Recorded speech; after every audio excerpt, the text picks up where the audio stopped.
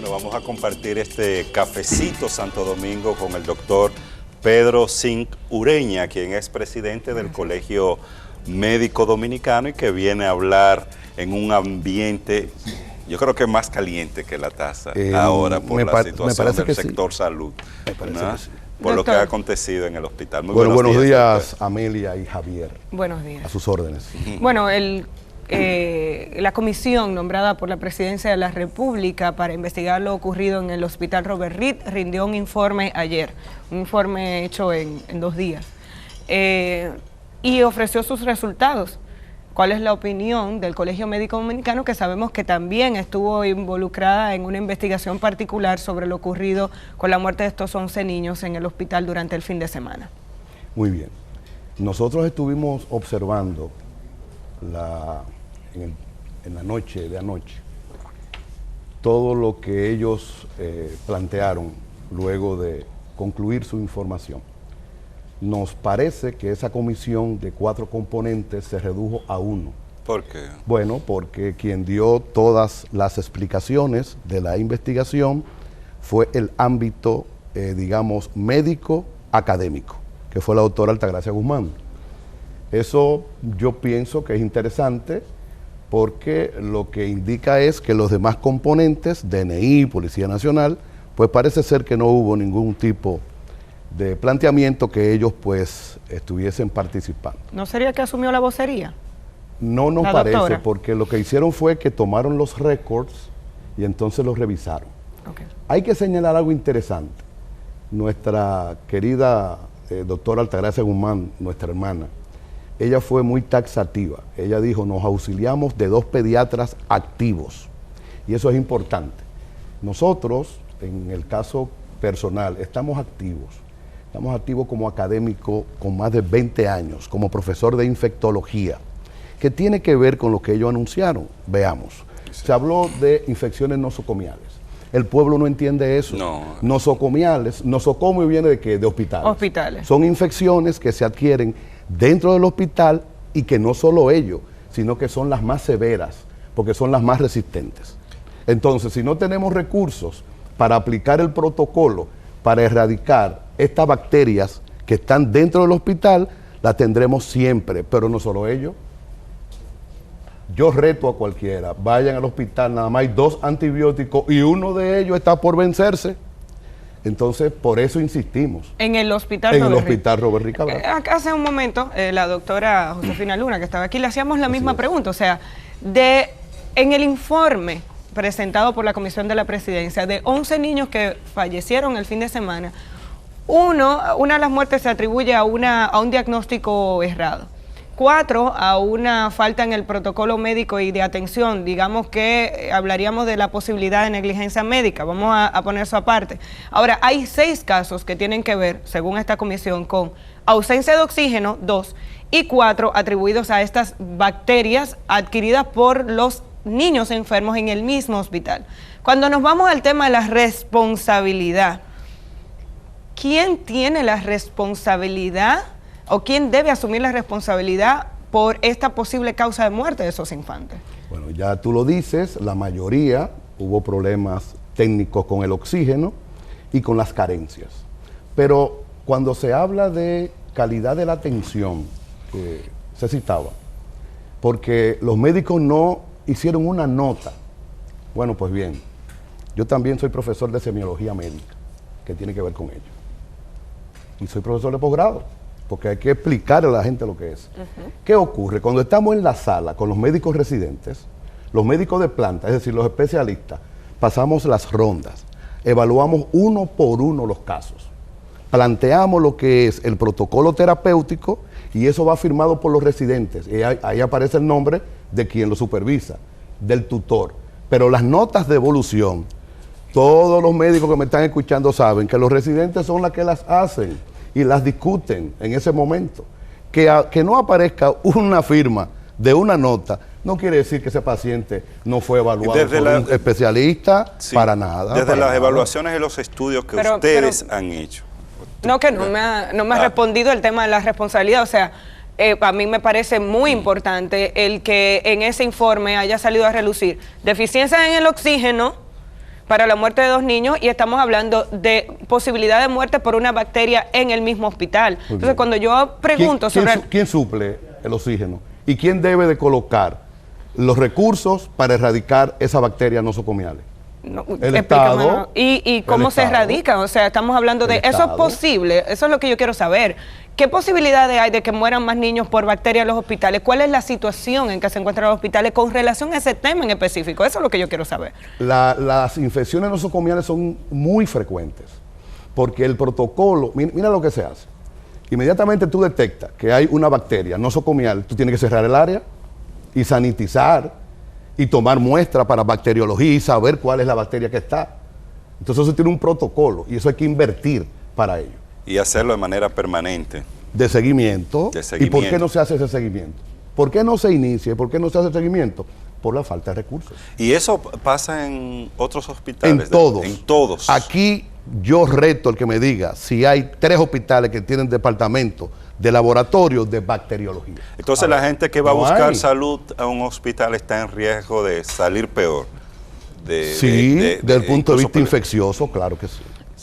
En términos de consecuencias, ahora que se determina la posibilidad de que 4 niños hayan muerto por bacterias en el área aparentemente de cuidado intensivo, porque ¿qué implicaciones tiene eso y de qué estamos hablando? ¿Qué hay que hacer?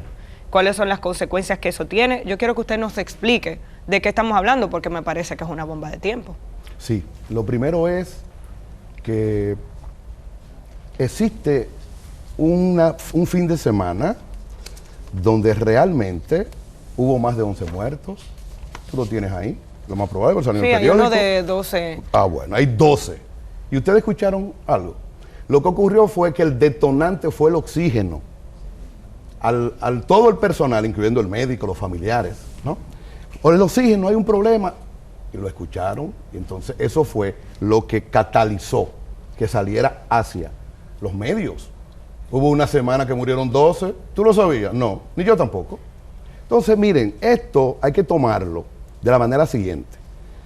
Primero hay que revisar antes de la llegada al Robert Reed, porque es abrumadora la llegada de pacientes en el Robert Reed. Más de 45,000 consultas, tanto de hospitales públicos como privados llegan de todo el país. ¿En qué tiempo? ¿En qué periodo? No, en periodo breve. En una semana, la cantidad que llega, ustedes lo ven en las imágenes. Entonces, la atención primaria, ahí es que tenemos que centrarnos. Porque la atención primaria disminuye la llegada a los hospitales de segundo nivel. Pero no solo ello, organiza por familias los sectores. Se invierte menos. Y tú garantizas que haya menos problemas de salud. Entonces, yo escuchaba que había una radiografía. ¿Lo escucharon? Cardiomegalia. Pueblo, cardiomegalia, aumento del tamaño del corazón. Niños graves, que todos lo estaban, cuando tú le haces una radiografía, una expiración en ese momento amplía la imagen del corazón. Y cardiomegalia no es sinónimo de insuficiencia cardíaca. Y ellos plantearon sí, doctor, posible. Pero yo creo Entonces, que yo quiero que volvamos al principio, porque al final el tema no es si una semana murieron 10 y otra murieron 12. Yo creo que aquí, como usted lo dijo, el detonante es la posible causa de esa muerte. Si niños que llegan en condiciones de gravedad a un hospital mueren porque al final el tratamiento no los sanó, quizá eso a una población lo puede comprender.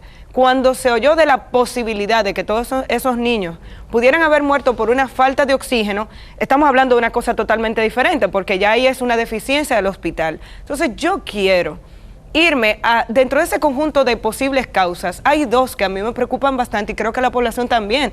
La posibilidad de que una falta de oxígeno en un hospital permita la muerte de niños, pero además estamos hablando del tema de las bacterias y por eso le voy a repetir la pregunta.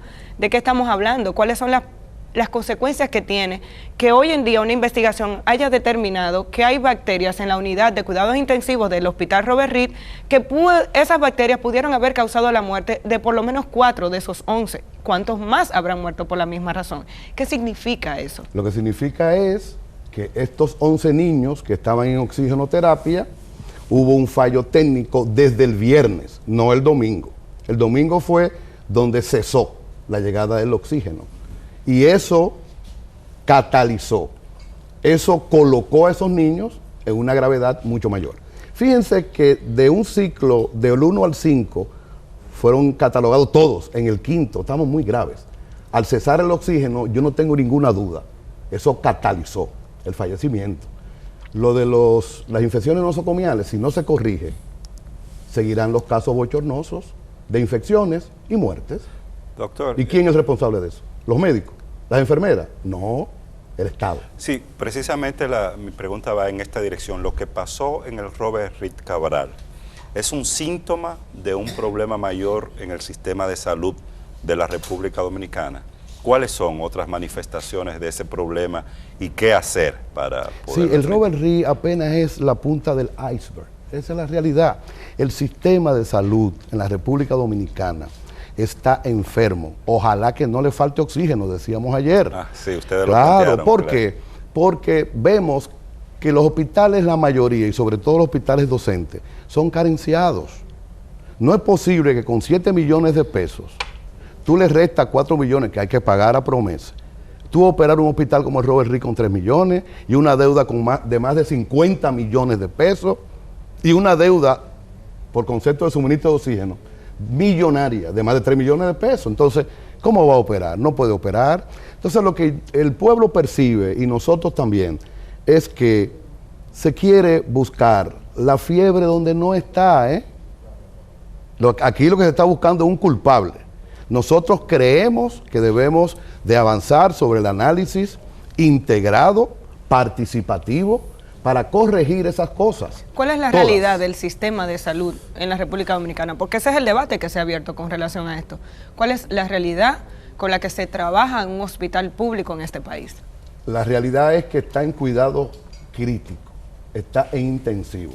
Y si no le prestamos atención con prontitud, el sistema va a colapsar. Esa es la realidad. Porque es una secuencia. Tú te vas al Mocoso Puello, el mismo problema. Te vas al Aibar, bueno, ahora mismo viene la ciudad sanitaria, pero previamente los mismos problemas. ¿Cuáles son los principales problemas que tiene un hospital? Poca subvención, pocos recursos de insumos diagnósticos terapéuticos. ¿Qué es lo que ocurre? Parece ser que a alguien se le ocurrió que retirar abruptamente lo que llaman la cuota de recuperación, ¿verdad? Eso era un indicador que todo el mundo iba a aceptar porque el Colegio Médico siempre se opuso y se opone, igual que el copago. Pero no debieron haberlo hecho abruptamente. Al hacerlo abruptamente, todos los hospitales quedaron al desnudo. ¿Por qué? Porque eso formaba parte como cuasi de la subvención. Entonces no han tenido la capacidad para cubrir gastos de esa cuota. Entonces eso también catalizó. Cada hospital manejaba la cuota de recuperación como dinero líquido. Así es, hasta se hacían contrataciones. Y entonces ahora, en términos de presupuesto, ese dinero no se ha suplido de otra manera. Nada, no, señor. ¿Y la relación de los hospitales con las ARS privadas? Bueno, nosotros tenemos el 70% de los hospitales nuestros no están habilitados, por ende no pueden facturar a las ¿Y ARS. por qué no están habilitados? Bueno, porque carecen de una serie de herramientas que el instructivo para habilitar, cuando la cita no está, no te puede habilitar. Es decir, un paciente privado que está asegurado a través de una ARS privada, sí, a través de una ARS privada, está en el régimen contributivo de salud, va y se atiende a un hospital que tiene derecho, porque además paga los impuestos para que ese hospital también sea suyo, que hay quien lo critica, pero esos hospitales son de todos los que viven aquí. Eso es cuando es atendido en un hospital, ¿quién le paga al hospital por la atención médica de ese paciente? Nadie. Si no está habilitado, no le puede facturar a nadie. Entonces, estamos recibiendo un grupo importante de eso que tú citas, lo atendemos, gastamos recursos y eso no retorna. No retorna no, al para sistema nada. público de salud. Eso es un gasto. Sin embargo, ese paciente sí que paga su ARS de manera permanente. Desde su punto de vista. Bueno, eso pasa con el Robert Reed Cabral, no está habilitado. Desde su punto de vista, doctor, ¿cuáles son las principales acciones que tienen que llevarse a cabo para reformar el sistema de salud en la República Dominicana y hacer lo que funcione? Lo primero es que debemos incrementar del Producto Interno Bruto, solo está llegando de forma directa para la salud pública 1,28. Tú eres economista, es cuesta arriba. Entonces, hay que analizar eso. Nosotros decíamos, vamos hacia el 5%. del producto. Sí, hacia el 5%. No es que se aplique de una vez. Digamos, se duplica. 1,28 más. Hacemos una auditoría de todo ese proceso, de sus resultados, y vamos avanzando año por año. 1. 2. Nuestras leyes. La ley 8701 dice taxativamente que a los 10 años hay que revisarla. ¿Cuántos años han pasado? 13. Si no nos sentamos a la mesa, al igual la 4201. Esa es la que regula y la otra lo financia. Entonces, mientras tengamos esta situación, es sumamente difícil. Bueno, pero la atención primaria, el tema de la recertificación, importante, educación continuada para mejorar la calidad de la atención. ¿Por qué no se ha podido aplicar la atención primaria? ¿Y qué pasa con la ley de seguridad social? Bueno, la ley de seguridad social, hasta ahora, la única explicación, intereses. Intereses económicos. Intereses económicos, porque el artículo 24 dice que hay veto. Solo 3 tienen derecho a veto. En el Consejo de Seguridad Social. Hemos estado ahí, hemos sufrido eso. Y hemos visto que hemos analizado un tema sobre la cartera de prestaciones, los medicamentos, y cuando un sector dice va a comisión, ya sabemos lo que es. Vetarlo, nosotros no estamos de acuerdo con eso. El artículo 24 debe ser reformado. Nosotros entendemos desde el ámbito del colegio médico que solo el Estado debe tener veto. Pero porque recuerde que la mayoría de la gente no se ha leído esa ley. La mayoría de nuestro auditorio no ha leído esa ley. ¿Qué ocurre en ese momento? ¿Qué es lo que se frena? ¿Cómo es que queremos funciona? Incrementarle el número de medicamentos a la cartera de prestación. Estamos todos de acuerdo. Y hay un sector que tiene veto, es decir, que puede decir que no y no se hace. Ese sector plantea una situación de que no están de acuerdo y ahí cesó. Lo mismo que tiene que ver con la cantidad de estudios a los que se puede acceder a través de la Ley de Seguridad Social. Todo lo que tiene que ver con la ley. ¿Alguna posibilidad de que se sienten en una mesa de discusión? Hemos demandado eso, asistimos estos días a la Cámara de Diputados y le planteamos esta situación, que es muy enojosa, por cierto. Bueno, pues muchísimas gracias, doctor Pedro Singh, presidente del Colegio Médico Dominicano. Hay algo importante que no quiero que se quede. Brevemente. Muy breve. Se está planteando que a los bebés, a los niños se le haga necropsia. Nosotros, el Colegio Médico está de acuerdo con todo el expertise que sea necesario para aclarar. Y vamos a asistir a cualquier estamento para demostrar lo que hemos defendido con elementos que demuestran que la carencia de los hospitales es lo que está haciendo que niños y adultos fallezcan. Gracias, doctor. Muchísimas gracias, doctor.